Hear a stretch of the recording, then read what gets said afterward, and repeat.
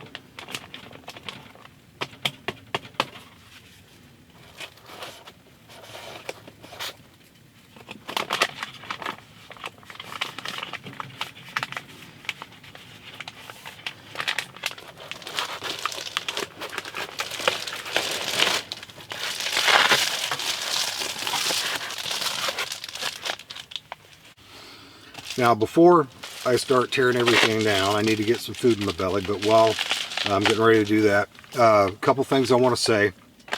I set this tent up at the very beginning of January, and this is the first weekend of February right now.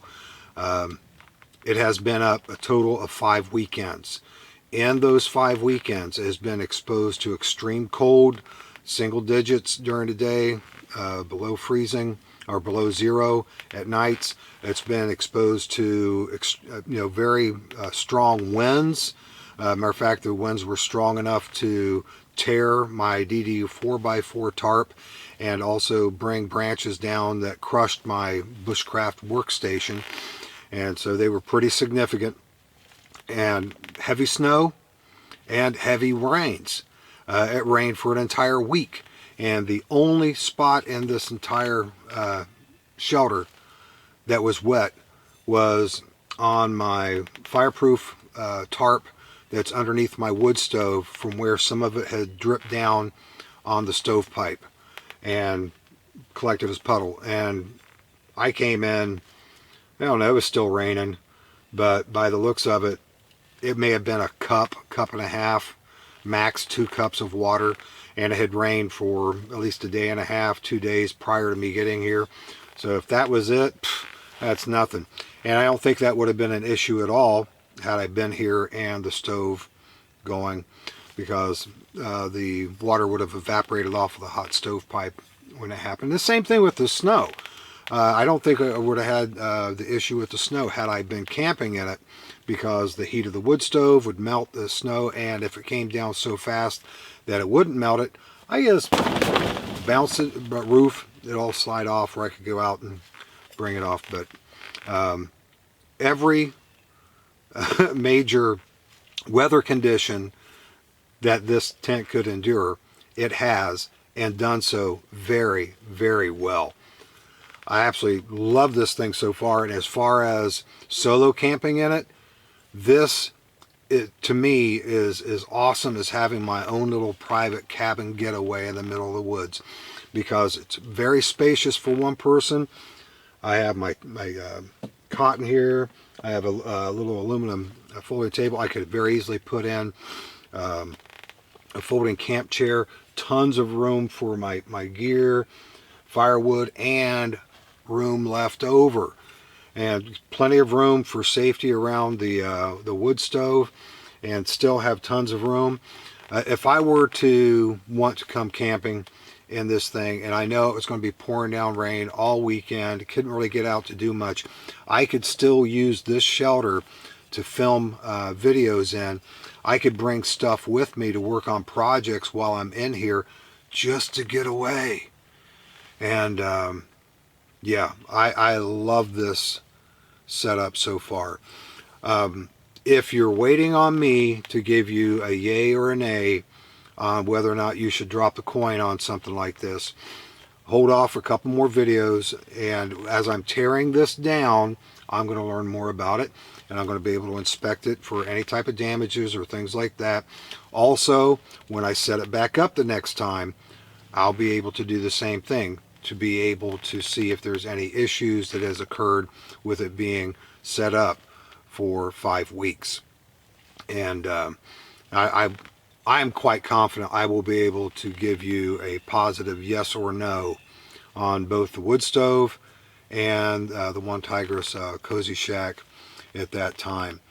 But I love this setup, and in a way, if it wasn't for me taking it to a new location that I really want to spend some time in, I would have no problem leaving this set up for a little while longer and enjoying some more weekends. But it's not a permanent structure. It needs to be taken down. So I'm going to go ahead and enjoy my chicken fried rice, and just as soon as I finish that, I'm going to start clearing everything out, tearing everything down, rolling it up, putting it in their storage containers, and taking it to the Jeep. I'm going to take out the stovepipe first, and then I'll get the wood stove out, and then I'll start clearing everything else out.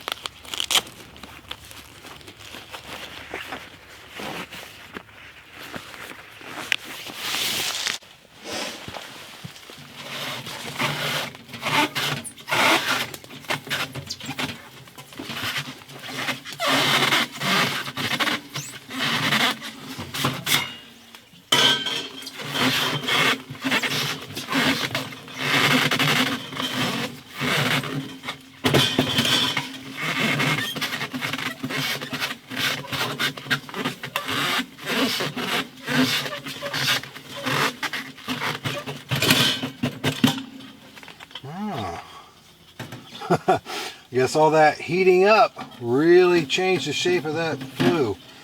That's okay.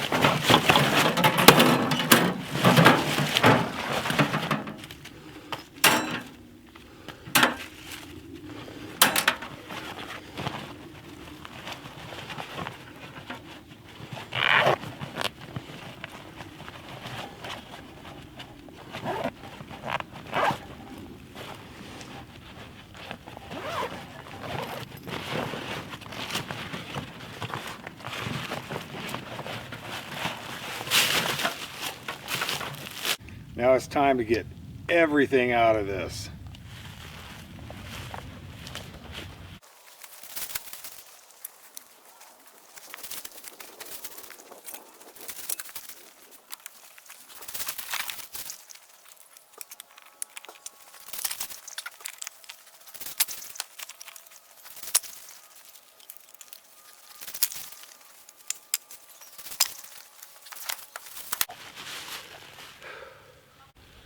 Had all this work to do, and don't you know it, intuition must have come in, because Mama brought in a couple of the grand monkeys, Wyatt and Willow, and of course Gabe and Jack, and they helped me get the old camp cleared up with the old DD tarp, and we got the bushcraft workstation all cleaned up.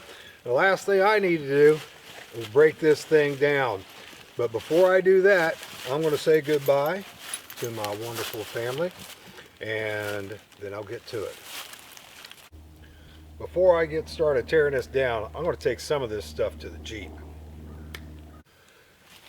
Got it all up to the Jeep. I got everything out that I need to, and everything I've got here now I will need to take down the tent. Now what I'm going to do next, I'm going to go ahead and go around. I'm going to remove all the logs off of all the snow skirts that I put on there when I had the high winds. I'm going to remove the ridge line that I had going through the tent so I could hang my lantern on it. I'm going to remove all the tent stakes, and I'm going to remove all the guy lines and get all those packed up and put in the bag. The only thing I'll need to do then is to remove the peak ridge straps for the trees, and last time I did it, I had to use a little step ladder from home. That's why I still have my cot here. I'm going to stand on my cot so I can actually reach them, and that'll be the last thing I need to do to get it down, and then it's a matter of figuring out how to fold it and roll it to get it in that bag. All the guy lines are off, all the stakes are up and out, the ridge line is out, all the poles are taken down, collapsed, put in their bag. Last thing I need to do to get it down is to undo the carabiners for the tree straps.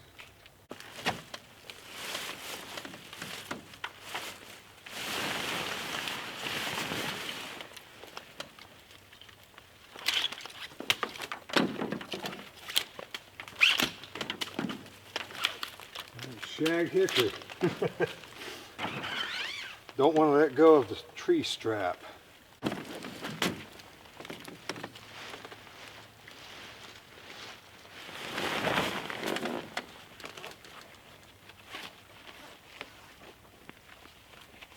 Now this giant pentagon, this is going to be a real challenge if I want to fold it and roll it and all this good stuff when you're in the woods. Being able to find a spot big enough for it is a bit of a challenge.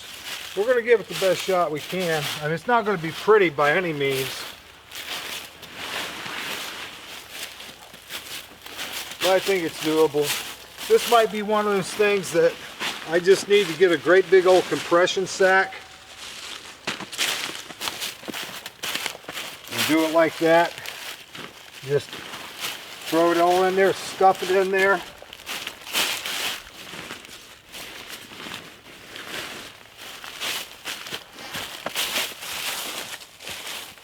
think when I get it home or to the next campsite, just go ahead and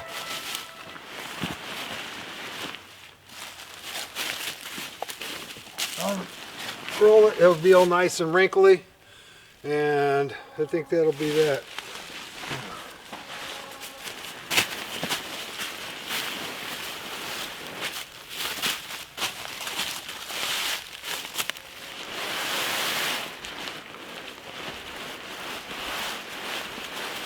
For as big as this tent is,